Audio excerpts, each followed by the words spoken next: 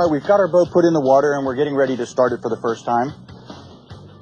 First thing you want to do is be able to supply the engine with fuel, and it is equipped with a primer bulb.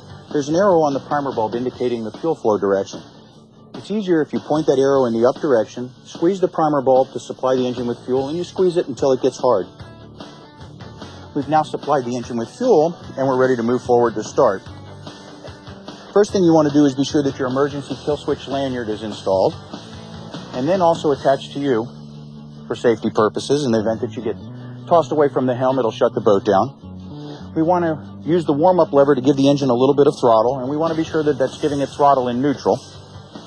This control uses a button to allow you to advance the throttle in neutral. Some control boxes you have to pull the lever out to advance it. Some of them have an individual warm-up lever. It's important that you acquaint yourself with the particular control in your boat. Now that you've got the kill switch lanyard attached, you want to be sure that there's nobody or nothing around your engine, so that when you start, you're not going to injure anybody in case it should accidentally start in gear. You now turn the key switch to the on position. This is one of the newer engines equipped with electronic fuel injection, so you would wait a few seconds for the engine to prime itself, turn the key, and start. And I think we're ready to go boating. This is a common problem, believe it or not.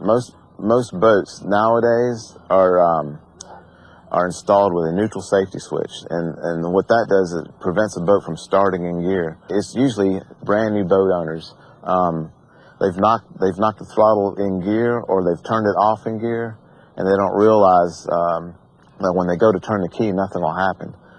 If the throttle's in gear, the neutral safety switch is activated, and it won't allow the engine to start. So I'll get calls and they think that there's something major with their boat, or some type of electrical problem, and it's just simply that the throttle's in gear.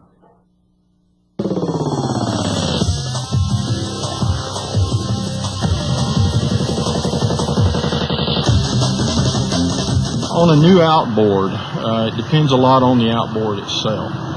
There's a lot of new technology in the two-stroke industry, the two-stroke field that gives a high-pressure direct injection so that an outboard can meet new EPA standards that are in place as of 2006. There's also four-stroke engines. Depends on the motor itself. There's still some carbureted two-stroke motors available.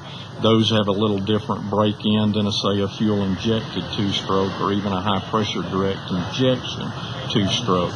Those are going to basically be with a carbureted motor, you're going to do a double oil. In other words, you're going to put a little extra oil in the gas, whether the engine is an oil-injected engine or whether it's truly a mix engine. That's just to give a little extra oiling during the break-in period, which usually lasts either 5 to 10 hours.